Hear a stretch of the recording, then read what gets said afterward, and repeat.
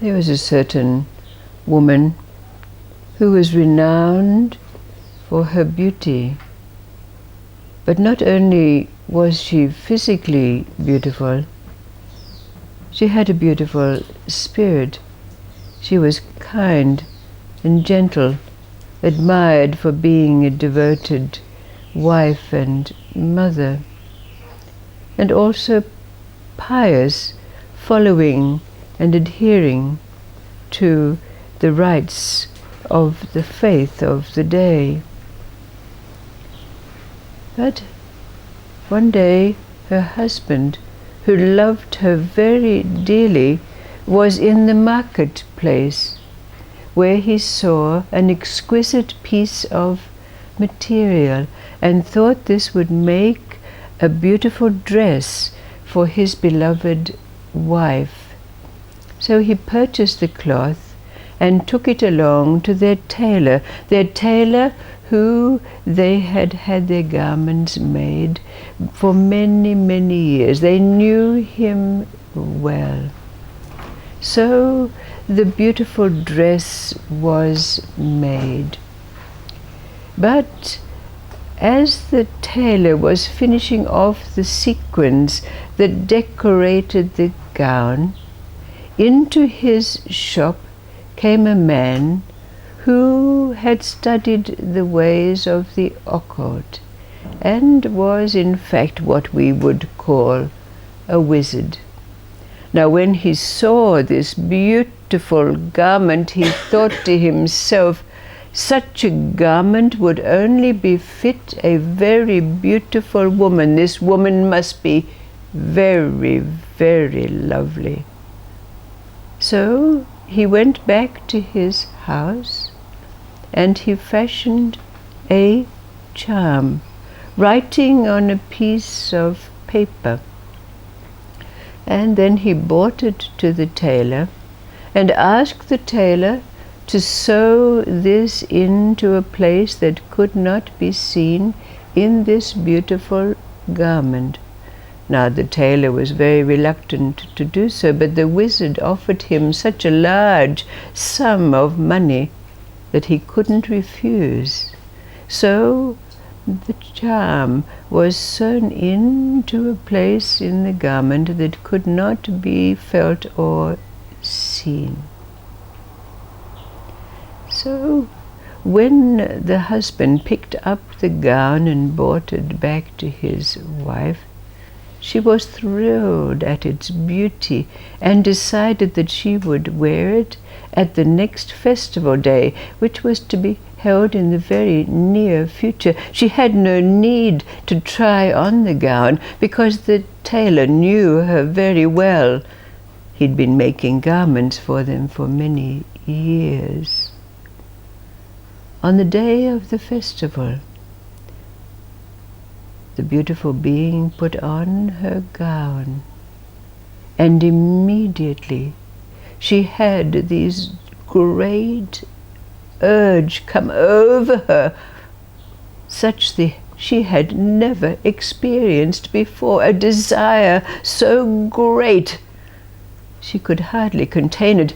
And when they were about to leave for the festival, she said to her husband, "No, I cannot go. I'm not feeling well." So her husband went off to the festival, and she herself hurried out of the door and hastened to a place that she knew not where, and found herself in front of a doorway that she did not know. And when the door was opened, there was the wizard, who she embraced, lovingly hugging and kissing. And he quickly guided her into the house and into his chamber. She, in the throes of her desire, as he himself began to undress, took off her gown. And immediately that which had come over her was gone, and a great feeling of remorse. The thought, what am I doing? And so she decided to leave. And she put on the gown once again, and immediately desire took over her again, so great, such that she'd never experienced before. So again she took off the gown, ready for their love-making, and again it was gone. And she knew that there was something about this gown, and the feeling of horror of what it was that she was about to do overtook her.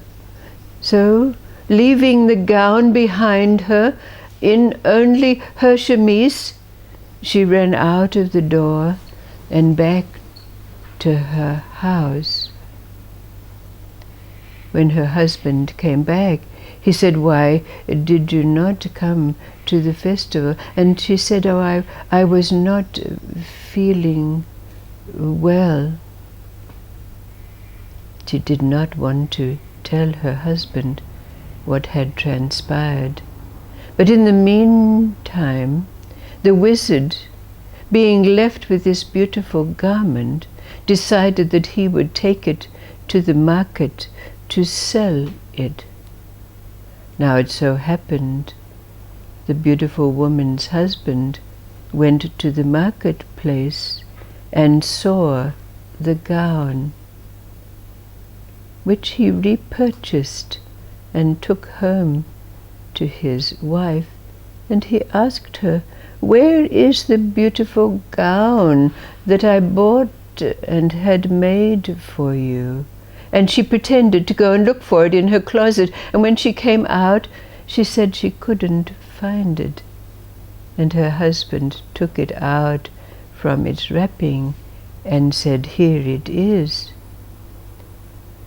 The wife broke down, sobbing in tears, and told her husband the whole story of what had happened.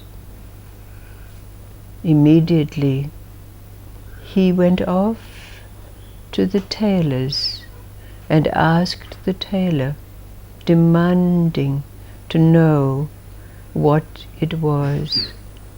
And after much cajoling and threatening, the tailor admitted that he had been bought this charm that had been placed in the gown. The husband took the gown to the great leader of their faith in their village, and piece by piece they took apart the garment until they found the piece of paper on which was written the charm. Immediately they went to those in control of their village and marched to the wizard's house and knocked on the door. The wizard opened the door, expecting to see a being who had bought the gown and was following its spell.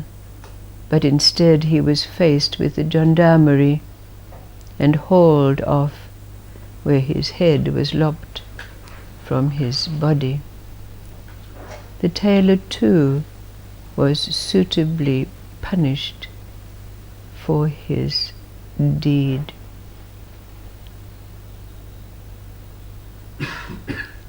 There have been many, many stories told, and there are countless stories, such as the one of King Solomon and finding his stone with the perpetual light, the fairy who passes something, a thread, to a prince or another, on which he can call for help from her, and so on. Many, many stories. But the question that's asked of us now is, what is the difference between an amulet and a charm. And we can look and answer this question on the 3 levels of existence. On this nitty-gritty level of cause and effect, we can look up the dictionary and see what the difference between the words amulet and charm mean. It's very simple, very distinctive, very telling. And all of us, even now, are wearing around our necks some kind piece, a crystal, some form, some piece, for some intuitive reason. So we can look and answer this question at that intuitive level, the occult level, the spirit level. And we can also look at and answer this question at a sublime level of oneness, an energetic level, a level of undifferentiated energy. So the challenge is put out to us to do so, to look at and answer this question: what is the difference between an amulet and a charm on the nitty-gritty level of the meanings of these words? The level of the occult, where intuitively we wear a piece or another, so we know.